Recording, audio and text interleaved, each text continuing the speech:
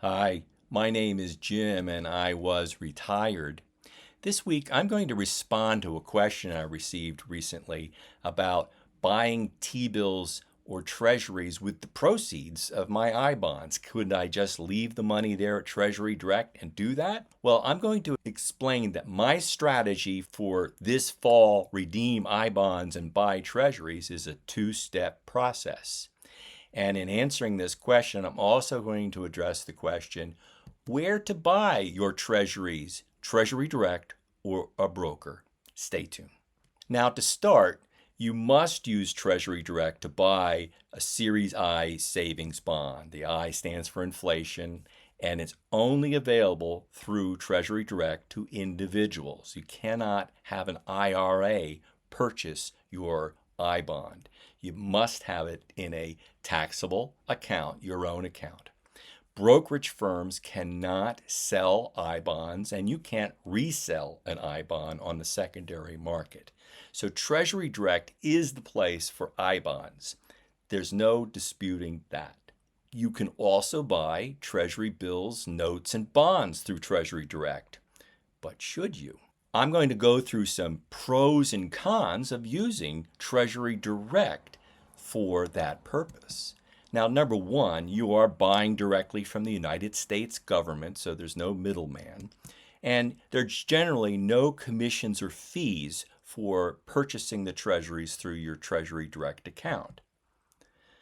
Now, there's a full slate of Treasury offerings there, as we discussed, bills, notes, bonds. It's all out there on Treasury Direct.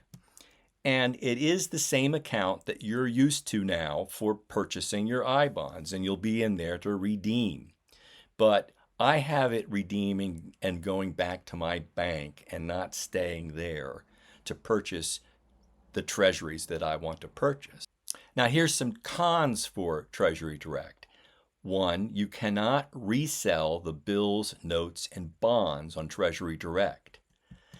You have to hold those there to maturity or transfer them to a broker to offer them on the secondary market. There is taxable ordinary income, and if you incur that in the year, you have to go in and download your own 1099 interest form on that taxable account.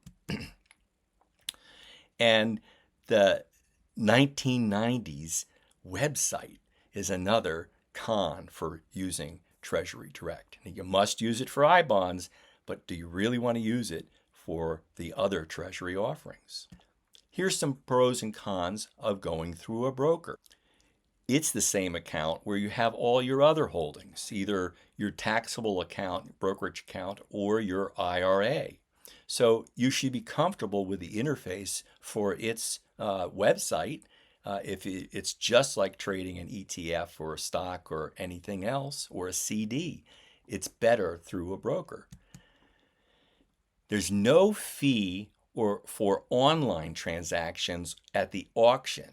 Now, there are some fees if you have a broker assist you in making transactions, and there are fees for secondary market trades depending upon your discount broker. There is a full slate of Treasury offerings available through your broker. You can go out to fixed income and look what treasuries they have to offer. And they do have the ability to buy not only at auction, but on that secondary market if you want to purchase something with a specific time horizon in it. Now, there are cons. There are fees to resell the bills, notes, and bonds and to acquire them on the secondary market. And there is generally a minimum order size. Treasury Direct has a minimum order size, but it's in the hundreds, and brokers are generally in the thousands. You have to obey those minimum order sizes when you're transacting through your broker. Now, there are not many other cons of using a broker, so I want to highlight a couple more positives. First, the holdings within your tax-deferred accounts are not taxed each year. You're only taxed on a withdrawal from a TDA, a tax-deferred account, when you take the withdrawal from the retirement account, and it's taxed as ordinary income. All of the trading of treasuries inside the IRA are not taxed each year.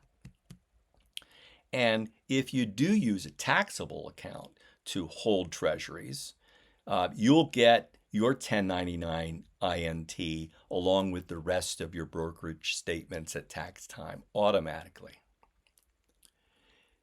This is my portfolio across my time buckets and tax buckets. Treasuries fit into my bucket 1 and bucket 2 strategies there on the right, and mostly in the tax deferred bucket on the left. There's a refresher here for my portfolio. I view the portfolio in 3 tax buckets: taxable, tax deferred, and tax free, and 3 time buckets. Time bucket for bucket 1 is 1 to 3 years. And in bucket 1, I hold cash, CDs, treasury bills, and the I bonds, which I am winding down this fall. In bucket 2, I have a VIG dividend growth fund for the equity portion of that bucket, a domestic bond fund through BIV, an intermediate bond fund. There is one long-term I bond that I'm holding there, and TIPS is generally the VTIP short-term TIPS fund, but I've been replacing that with actual holdings and TIPS bonds timed for bucket 2. Now, there are also treasury bills in bucket 2 that I'm moving into 3 to 7 year notes and bonds. Again, keeping it within the time frames of these buckets. Now, I prefer to buy new treasuries at auction through Schwab, where I hold my IRA. And I'm timing the T-bills this summer and into the fall to have cash on hand for when auctions are expected to happen from the Treasury Department for the terms that I want. Now, for instance, I won't know exactly what rate I'll get for a 5-year TIPS or a 5-year nominal bond, but I'm getting cash ready to make a purchase. I believe these rates are going to be the best that we will see in a long time. I am not convinced that the Fed will raise rates again in November or December, as long as we get inflation readings in line with expectations. If the inflation surprises next week, for instance, and then again in November, we may see more hikes from the Fed. But I'm not sure that's going to happen. I really believe, as I've outlined before, that when we get to December, the summary of economic projections is going to show that the July hike was it for the Fed. So these are the best rates we're going to see in the Treasury markets for a while. Hey, please like and subscribe to this channel if you like entertaining ideas from a DIY retiree. I'm not selling a course. I'm simply sharing my perspectives to help you manage your own DIY retirement.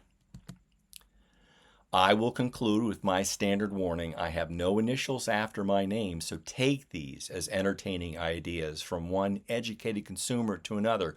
Always do your own due diligence and seek out a professional if you need one. See you next week.